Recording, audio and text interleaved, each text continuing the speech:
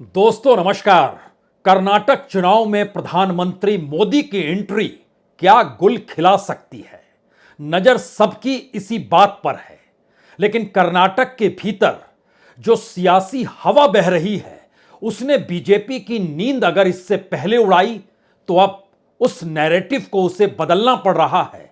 जहां पर उसने सोचा यही था कि प्रधानमंत्री मोदी का ही चेहरा कर्नाटक में रेंगेगा, यानी कर्नाटक के चुनाव प्रधानमंत्री मोदी के चेहरे के इर्द गिर्द ही चलते चले जाएं। और दो मुद्दे जो शायद प्रधानमंत्री मोदी के चेहरे के आश्रय फिट बैठते हैं, उसमें एक डेवलपमेंट यानी विकास का मुद्दा और दूसरा विपक्ष करप्ट है, भ्रष्टाचारी है, यह मुद्दा। लेकिन कर्नाटक की राजनीतिक जमीन के भीतर कांग्रेस ने जिस हवा को बल दिया, उसमें उसी करप्शन को धारदार बना दिया जिसके दायरे में कोई दूसरा नहीं बल्कि मौजूदा बीजेपी की सरकार है, मौजूदा बहुमई की सरकार है। और 40% कमीशन के आश्रय कमोवेश मल्लिकार्जुन खड़गे हो या राहुल गांधी हो, वहां पर उन्होंने जिले दर जिले और रैली दर रैली जब इस आवाज को उठाना शुरू किया तो एक के बाद एक सबूत भी राजनीतिक तौर पर उभरते चले गए। और यह सवाल बड़ा होता चला गया कि अगर मौजूदा बीजेपी सत्ता को लेकर करप्शन के मुद्दे के आश्रय कांग्रेस राजनीतिक लड़ाई लड़ना चाहती है तो फिर प्रधानमंत्री मोदी की एंट्री भ्रष्टाचार को मुद्दा कैसे बनाएगी? तो पहला नैरेटिव करप्शन के आश्रय बदल गया, दूसरा नैरेटिव डेवलपमेंट यानी विकास के मद्देनजर था। और उसको लेकर यह माना जा रहा था कि डबल इंजन की सरकार रहती है तो डेवलपमेंट चरम पर होता है। लेकिन यह स्थिति भी कर्नाटक के चुनाव में डगमगाने लगी। यहां तक कि बेंगलोर शहर के भीतर जिस डेवलपमेंट का जिक्र 2018 में हो रहा था, कमोवेश उससे बुरी स्थिति 2023 में मौजूद है। तो विकास के मुद्दों के आश्रय और भ्रष्टाचार के मुद्दों के आश्रय अब प्रधानमंत्री मोदी की राजनीतिक रैलियां नहीं होंगी। तो क्या होगा? तो क्या वाकई नैरेटिव इतना उल्टा पड़ गया कि अब प्रधानमंत्री मोदी का चेहरा भी नहीं होगा और तमाम जगहों पर वो यही कहेंगे कि देखिए आपके मुख्यमंत्री बहुमई है और जेपी नड्डा बीजेपी के अध्यक्ष हैं और उसी आश्रय कर्नाटक के भीतर बीजेपी चुनाव लड़ रही है, अगुवाई इन्हीं की है और राज्य में दोबारा मुख्यमंत्री बहुमई ही बनेंगे। यानी सारा ठीकरा इस वक्त बीजेपी की उस सत्ता के कांधे पर ही डाला जाएगा जिस कांधे का इस्तेमाल राजनीतिक तौर पर, सामाजिक और आर्थिक तौर पर बीते 5 बरस में दिल्ली ने बाखूबी कर्नाटक को अपने अनुकूल किया है। तो क्या नैरेटिव अगर बदल रहा है तो कोई नया नैरेटिव निकल रहा है? और यह नैरेटिव क्या हिंदू मुस्लिम के आश्रय निकल रहा है, दंगों के शब्दों का खुले इस्तेमाल के आश्रय निकल रहा है? और खुद गृह मंत्री जब वहां पर मुस्लिम आरक्षण और दंगों की जिक्र कर रहे हैं और यह कहते हुए कर रहे हैं कि अगर कांग्रेस सत्ता में आ गई तो दंगे होंगे, तो जरा कर्नाटक के उस इतिहास को भी अब परखने की जरूरत है। राजनीतिक तौर पर यह आवाज क्यों उठ रही है? और अगर नैरेटिव बदला है और प्रधानमंत्री मोदी का चेहरा कर्नाटक के चुनाव का बीजेपी का चेहरा नहीं है, तो सियासी तौर पर क्या यह मात की पहली सीढ़ी तय कर चुकी है बीजेपी? या कांग्रेस ने आज जिस तरीके से एफआईआर दर्ज कराई, पुलिस थाने में पहुंचकर कराई कि जिस जगह पर रैली हुई और जहां पे देश के गृह मंत्री ने भाषण दंगे और मुस्लिमों को लेकर दिया, उसमें आयोजकों के खिलाफ एफआईआर दर्ज करनी होगी और एफआईआर दर्ज उसने कराई। जरा सिलसिलेवार तरीके से बदली हुई परिस्थिति में नए नैरेटिव के साथ आप बीजेपी को देखिए और प्रधानमंत्री मोदी की इस एंट्री को देखिए, जो एंट्री कमोवेश हर दिन 3 से 4 रैली करेगी और 2-3 वह रोड शो भी करेंगे। और इस रैली के भीतर का एक अनूठा सच यह है कि लगभग 18 जिले इसके दायरे में आएंगे। इन 18 जिलों की लगभग 160 सीटें हैं। इन 160 सीटों में लगभग 70-71 सीट बीजेपी जीती हुई है और 59-60 सीट कांग्रेस के पास है और लगभग 28 सीट जेडीएस के पास है। यानी इन जगहों पर बीजेपी की मौजूदगी पहले से है सिवाय 4 जिलों के, यानी 4 जिले छोड़ दीजिए, उसमें एक कोलार है, उसमें एक रामनगर है, उसमें एक हासन है। इन तीनों जगहों को मिलाइएगा तो 17 सीट है। यहां पर बीजेपी ने सिर्फ 1 सीट जीती, और बीदर भी मिला दीजिएगा तो 23 सीट, और इसमें रायचूर भी मिला दीजिएगा तो कुल 30 विधानसभा की सीटें, जहां पर बीजेपी के पास 30 में से सिर्फ 4 सीटें हैं। उसके बाद तमाम जिलों को जो प्रधानमंत्री मोदी की रैली के लिए तय किया गया, उसमें हर जगह पर बीजेपी की मौजूदगी पहले से है, और अच्छी खासी मौजूदगी है। अगर उसको ध्यान से देखें तो बेलागवी में 18 में से 10 सीटें बीजेपी जीती हुई है, वहां पर 2 बार प्रधानमंत्री जाएंगे। बेंगलुरु की 32 में से 11 सीटें बीजेपी ने जीती हुई है। बेंगलुरु में चाहे वो रूरल बेंगलुरु हो, चाहे नॉर्थ हो, चाहे साउथ हो, यहां पर वो 4 दिन जाएंगे। 29 तारीख को भी जाएंगे, 2 मई को भी जाएंगे, 6 मई को भी जाएंगे, और 7 मई को भी जाएंगे। इसके बाद चित्रदुर्गा 6 में से 5 सीट बीजेपी के पास है। दक्षिण कर्नाटक 8 में से 7 सीट बीजेपी के पास है। उत्तर कन्नड़ 6 में से 4 सीट बीजेपी के पास है। कलबुर्गी 9 में से 4 सीट बीजेपी के पास है। तुमकुरु 11 में से 4 सीट बीजेपी के पास है। बगलकोट में तो 7 में से 5 सीट बीजेपी के पास है। हावेरी में 6 में से 4 सीट बीजेपी के पास है। शिवमोगा में 7 में से 6 सीट बीजेपी के पास है। बीजेपी जिन जगहों पर 2018 में बड़े पैमाने पर जीत हासिल करके आई, उन जगहों पर प्रधानमंत्री को रैली करनी है। मैसेज पहला क्या है? प्रधानमंत्री के जरिए कोई दांव बीजेपी खेलने की स्थिति में नहीं है। कहीं यह मैसेज चुनाव परिणामों के बाद ना जाए कि हार मिली उन जगहों पर जहां जहां प्रधानमंत्री गए, तो क्यों नहीं उनके लिए सिस्टमेटिकली ऐसी जगह चूज की जाए जिसके जरिए जहां पर बीजेपी को कम हानि हो रही है या वहां पर उसकी राजनीतिक जमीन मजबूत है, वहीं पर वो जाए। लेकिन इसमें एक अलग मुद्दा शायद उस नैरेटिव का है जिस नैरेटिव के आश्रय बीजेपी ने एक नई बिसात बिछाने की कोशिश की है। और यह पूरा कोस्टल का इलाका, और कोस्टल के इलाके में बीजेपी ऐसा नहीं है कि इससे पहले वहां उन्होंने जमीन नहीं बनाई थी। इससे पहले भी उनकी जमीन थी, और इस जमीन का मतलब यह है कि वहां पर इनका वर्चस्व था। कोस्टल कर्नाटक की 19 में से 17 सीटों पर बीजेपी जीती हुई है। यह दक्षिणी कन्नड़ का इलाका है, उत्तर कन्नड़ का इलाका है, उडुपी का इलाका है। यह सारी चीजें बतलाती हैं कि अगर इस इलाके में अगर एक तरफ लगभग 60% से ज्यादा हिंदू हैं, तो इस इलाके में मैक्सिमम पूरे राज्य की तुलना में 22% मुस्लिम है। तो वोटों का ध्रुवीकरण कहां पर, कैसे, किस रूप में करना है, और उसमें कहां मायने रखता है डेवलपमेंट और विकास, कहां मायने रखता है करप्शन। करप्शन तो मौजूदा सत्ता की नसों में अगर बह रही थी, और डेवलपमेंट का सवाल अगर बेंगलोर के भीतर भी हाशिए पर है, तब राजनीतिक तौर पर वोटों के ध्रुवीकरण की दिशा में कदम बढ़ाने होंगे। और इसीलिए जहां जहां जिन जिन समुदाय विशेष के लोगों को टिकट दिया गया है, उसी आश्रय इस पूरी की पूरी रैली की एक लकीर खींची गई है। तो क्या यह माना जाए कि जिस बात का जिक्र लगातार मल्लिकार्जुन खड़गे कर रहे हैं, जिस बात का जिक्र वहां पर राहुल गांधी करप्शन के मुद्दे को उठाते हैं, मल्लिकार्जुन खड़गे तमाम समुदाय को मिलने वाली असहूलियत यानी सहूलियत नहीं मिली, इन मुद्दों को खुले तौर पर उठाते हैं।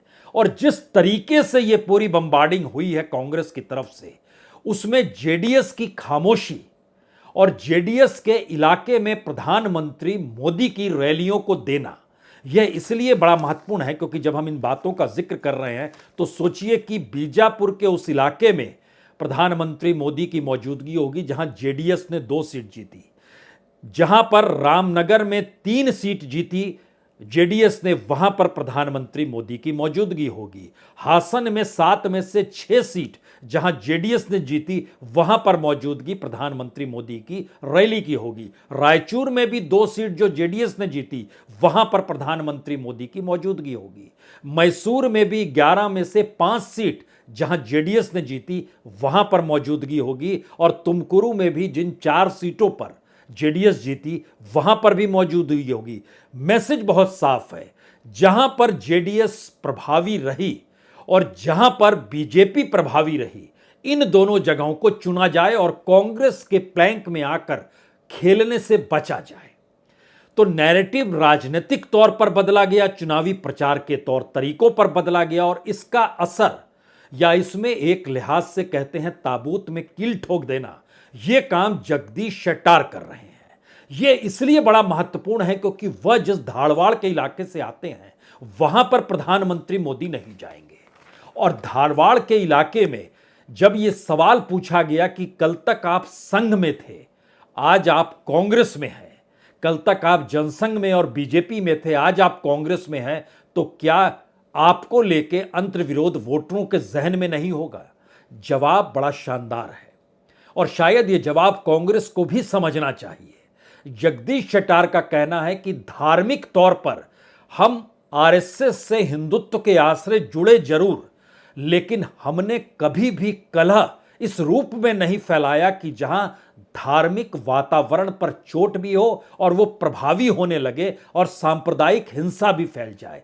इसीलिए जैसे ही हम कांग्रेस में शामिल हुए, बहुत सारे मुस्लिम समुदाय के लोग आकर हमसे मुलाकात करते हैं।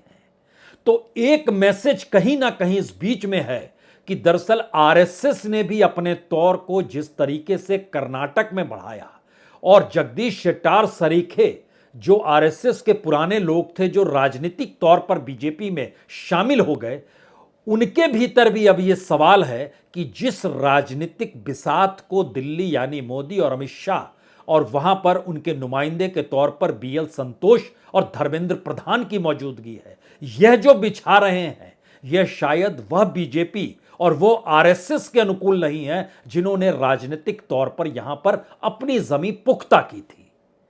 तो क्या पहला टकराव बीजेपी की मौजूदा कार्यकर्ताओं को, मौजूदा नेताओं को और मौजूदा स्ट्रेटजी को अपने ही लोगों से होना है जो आरएसएस से जुड़े हुए हैं, जो बीजेपी से जुड़े हुए हैं, जिनके भीतर बहुत सारे सवाल मौजूदा बीजेपी को लेकर भी हुए, जब करप्शन का मुद्दा उठ रहा था, जब डेवलपमेंट नहीं हो पा रहा था, या जो 2018 में जो वादे किए गए थे। ध्यान दीजिए तो 2018 में भी सांप्रदायिकता की लकीर पर चलते हुए इन मुद्दों को लगातार उठाया गया था, जो 2023 में उठाने का प्रयास लगातार हो रहा है। 2018 की राजनीतिक जमीन में कांग्रेस के खिलाफ एक एंटी इनकम्बेंसी एस्पेक्ट जरूर चल रहा था।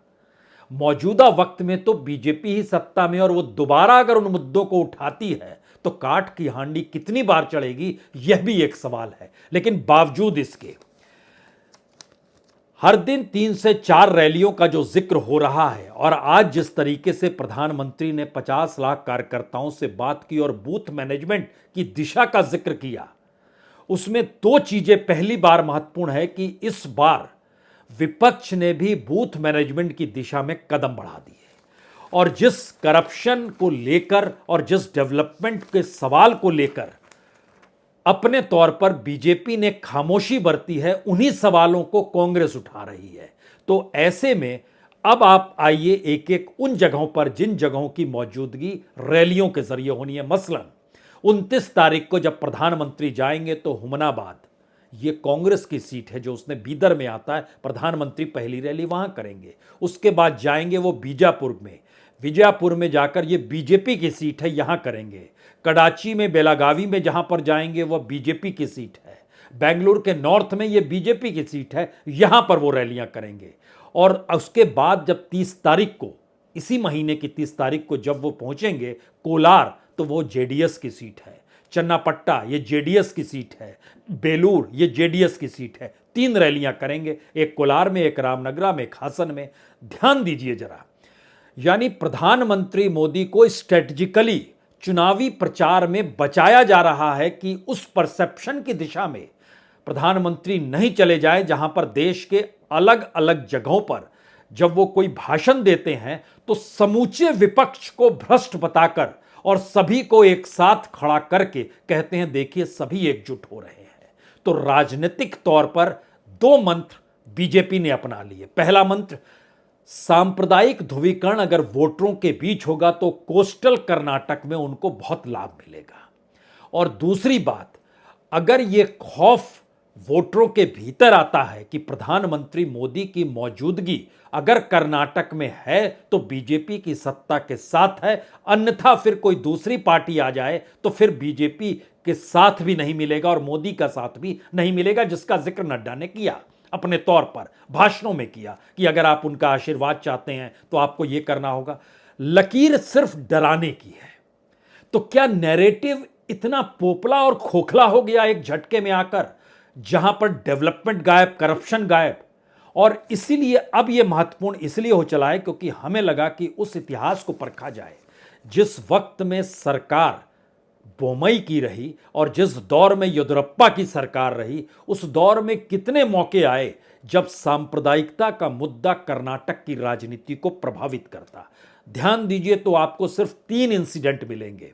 2018 में 1 जनवरी का महीना जब एक आरएसएस वर्कर जो था दीपक राव मारा गया, फिर कॉमनल क्लैश होने लगे और मुस्लिम ट्रेडर एक वशीर करके था वो मारा गया। उसकी कोस्टल के इलाके का हम जिक्र खास तौर से कर रहे हैं। उसके बाद देखिए 2020 में बेंगलुरु में हुई थी सांप्रदायिक हिंसा, जहां पर जो जिवनाहल्ली पुलिस स्टेशन है वहां पर एक फेसबुक पोस्ट के जरिए यह पूरा हंगामा शुरू हुआ था। और उसके बाद 2022 में आइएगा तो वही दक्षिण कन्नड़ का इलाका जहां पे हिंदुत्व का उभार और वहां पर इस्लामिक फोर्सेस का उभरना, ये चूंकि पिछले साल की घटना है और इसमें मौजूदगी मंगलुरु के भीतर, उसमें दक्षिण कन्नड़ के भीतर मौजूदगी, और ये जुलाई 2022 की घटना है जिसमें एक मुस्लिम मजदूर की मौत हो गई। 26 तारीख को बीजेपी के एक यूथ विंग वर्कर की मौत हो गई और 28 जुलाई को एक ऑयल रिफाइनरी में काम करने वाले मोहम्मद फाजिल की मौत हो गई। ध्यान दीजिए तो किस परिस्थिति में सिर्फ यह 3 घटनाएं नजर आएंगी, लेकिन जब आप 2018 के चुनाव में चले जाएंगे तो उस समय एक रिपोर्ट जारी की गई। उसमें जानकारी थी कि दरअसल 2013 से 2018 तक के बीच में 67 घटनाएं दक्षिणी कन्नड़ के भीतर हुई, 23 क्लैशेस हुए मंगलुरु में उसके कमिश्नरेट के भीतर में, और 7 बरस में दर्जन भर लोग मारे गए, सांप्रदायिक हिंसा के शिकार हुए। उसके बाद चीजें थम गई। वह फिर 2-2 बरस के भीतर एक छिटपुट घटनाएं हो रही हैं जो कि उभार अपने तौर पर लाया जा रहा है। अब यहां से असल खेल शुरू होता है कि राजनीतिक तौर पर जो 3 बिसात बिछाई गई थी नैरेटिव की, जिसमें डेवलपमेंट था, जिसमें करप्शन था और जिसमें लिंगायत वोकलिंगा को जो टिकट दिया गया वह टिकट की तादाद 100 से ज्यादा है। यानी इस समुदाय विशेष को जो टिकट दिया गया, अगर उसके आसरे ही सिक्का चल जाए तो फिर राजनीतिक तौर पर जीत बीजेपी को मिल सकती है। यह बिसात उसने अपने तौर पर बिछाई। इसमें पहली सेंध कांग्रेस ने नहीं लगाई बल्कि जगदीश शेट्टार ने लगाई, और उन्होंने मैसेज दिया कि किस तरीके से उनको अपमानित किया गया, यानी राजनीतिक तौर पर किसी की समूची राजनीति को खत्म कर देना और उस समुदाय विशेष को कुछ राहत रियायत भी नहीं देना सत्ता में रहने के दौरान, और सब कुछ अपने पास रखे अपने अनुसार कर्नाटक को हाँकने की सोच अगर दिल्ली की है तो इसे ध्वस्त करने की जरूरत है। यह मैसेज कोई दूसरा नहीं दे रहा है। 2 लोग जो डिप्टी सीएम साफ्ती हैं और जो सीएम रह चुके हैं जगदीश शेट्टार, यही दोनों मैसेज दे रहे हैं। कांग्रेस तो एक झटके में थोड़ी देर के लिए भूल जाइए, यानी जो लड़ाई शुरू हो रही है कर्नाटक के भीतर में और उससे पहले जिस परसेप्शन की लड़ाई है, उसमें पहले अपने ही लोगों से 2-2 हाथ करने हैं। और इस 2-2 हाथ के पीछे के जरा स्थिति को समझिए। जिन विधायकों को, जो लगभग 20 से ज्यादा विधायक है जिनको टिकट नहीं दिया गया और जिनके टिकट काटे गए, उनके साथ जो कार्यकर्ताओं की टीम थी, उन्होंने ही कार्यकर्ताओं को रोक दिया कि आप यहीं रहिए, सीख देनी होगी, यानी आप निकल के हमारे साथ कांग्रेस में, यहां तक कि जगदीश शेट्टार ने भी अपने साथ काम करने वाले जो उनके कार्यकर्ताओं की पूरी फौज थी, लोकल स्तर पे वो लीडरशिप थी, उनको भी उन्होंने मना किया कि आप यहीं रहिए। और बीजेपी भी अपने तौर पर प्रयास कर रही है, जिसका जिक्र अमित शाह ने येदियुरप्पा से कहा कि कोई व्यक्ति जाना नहीं चाहिए बीजेपी छोड़कर, वो नेता चले गए, तो उन्होंने भी कहा आप मत आइए। लेकिन जब सीख देने का जिक्र आ रहा है तो सीख किसे दी जाएगी, जिसने उनके नेताओं को ऐसा रास्ता बना दिया कांटेदार कि आपको पार्टी छोड़ के जानी पड़े, ऐसी स्थिति आ गई। यह एक नई परिस्थिति कर्नाटक की राजनीति में इससे पहले कभी नहीं थी कि अपने ही लोगों के खिलाफ, अपने ही लोगों को लेकर, अपने ही लोगों से स्ट्रेटजी भी बनानी है और उन्हीं को मात देना है। और वो ट्रांसपेरेंट है, ऐसा नहीं है कि छुपा हुआ है, ये चीजें ट्रांसपेरेंट चल रही है। और इसका असर क्या पड़ा है? इसका असर सबसे बड़ा ये पड़ा है कि मल्लिकार्जुन खड़गे जिस समुदाय विशेष से आते हैं, बीजेपी ने 38 उम्मीदवारों को खड़ा शेड्यूल कास्ट का किया है, शेड्यूल ट्राइब को 17 टिकटें दी हैं। और यहीं पर संकट उभरने लगा है कि एक तरफ लिंगायत और वोकलिंगा और दूसरी तरफ शेड्यूल कास्ट और शेड्यूल ट्राइब, अगर इन चारों को आप मिला दीजिएगा तो इसका मतलब है कि 160 से ज्यादा उम्मीदवार तो यहीं पर आकर खड़े हुए, लगभग 170 उम्मीदवार तो यही है। बाकियों की तादाद तो बहुत कम है, ब्राह्मण 13 उम्मीदवार है, जो इडिगा है वो 8 उम्मीदवार है, कुरुबा 7 है, रेड्डी 7 है। ये बिखरी हुई परिस्थिति है पूरे कर्नाटक के भीतर। मैसेज क्या है?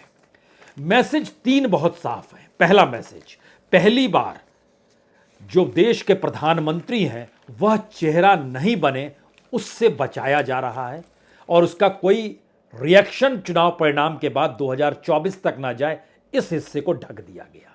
यानी कर्नाटक इलेक्शन में प्रधानमंत्री की राजनीतिक भूमिका रैली करने की लेकर जरूर होगी, रोड शो करने को लेकर जरूर होगी, लेकिन वह राजनीतिक जमी गायब होगी जिस राजनीतिक जमी पर खड़े होकर वह खुद कहते आप मुझे वोट दीजिए। पहला हिस्सा यह है। दूसरा हिस्सा, जिस वोकलिंगा को लेकर मानकर बीजेपी चल रही थी कि हमारे साथ खड़ी है और हमको कहीं ना कहीं इसका लाभ मिलेगा और लिंगायत अपने तौर पर भी हमारे साथ है, इन दोनों के भीतर सेंध लग गई। और तीसरी है वो मुद्दों के आश्रय नैरेटिव का बदलना, जिसने एक झटके में तमाम नैरेटिव बदल लिए। तो आखिर में इस बात पर ध्यान दीजिए कि जब ये सारी परिस्थिति एक साथ खड़ी होगी तो 2018 के चुनाव में 38% वोट कांग्रेस को मिले थे और 36% वोट बीजेपी को मिले थे। बीजेपी 104 सीट जरूर जीत गई थी, लेकिन सत्ता वो नहीं बना पा रही थी। तोड़फोड़ शुरू हुई, जेडीएस टूटा, कांग्रेस टूटी और वहां से उसने सत्ता बनाई। यह मैसेज 2018 का था। अब 2019 के लोकसभा चुनाव में आइए, 51% परसेंटेज वोट जो था वह मोदी को मिला था, मोदी के नाम पर मिला था, और 32% वोट कांग्रेस को मिला था। अब सवाल यह है कि अगर इस हिस्से को आप तुलनात्मक तौर पर करेंगे तो 2 मैसेज और निकल कर आएंगे। अगर मोदी चेहरा नहीं तो मौजूदा मुख्यमंत्री बोम्मई का चेहरा कितने लोग कर्नाटक में जानते हैं? उनसे कई गुना ज्यादा तो जगदीश शेट्टार को लोग जानते हैं। येदियुरप्पा जो एक लिहाज से साइडलाइन है, लेकिन उनको मुख्यधारा में लाने का प्रयास, उनकी पहचान जरूर है। तो बीजेपी के भीतर पहला संकट यह है कि उनका लीडर कौन है। दूसरा संकट यह है कि अच्छा ये पार्टी है, जिस पार्टी के भीतर से ही लोग निकलकर चले गए, तो ये पार्टी कैसी है। और तीसरा संकट है, अच्छा जिस आरएसएस ने मेहनत करके राजनीतिक जमी पुख्ता की और येदियुरप्पा ने उसमें सिंचाई की और वहां से कोपले फूटी, वह दोनों भी स्थिति नाजुक हो गई तो बचा क्या। यह स्थिति कर्नाटक के भीतर मौजूदा वक्त में मोदी की ठीक एंट्री से पहले की है। कुछ इशारा है, कुछ फैक्ट है, कुछ परसेप्शन है, कुछ हकीकत है, दोनों आपके सामने है। बाकी मैसेज इंतजार प्राइम मिनिस्टर की एंट्री के साथ होगा। जब वो कर्नाटक में रैली कर रहे होंगे तब उनकी आवाज सुनी जाएगी और तब हम चिंतन करेंगे आखिर ये दिशा 2024 के लिए घातक क्यों हो चली है। बहुत बहुत शुक्रिया, बहुत बहुत शुक्रिया।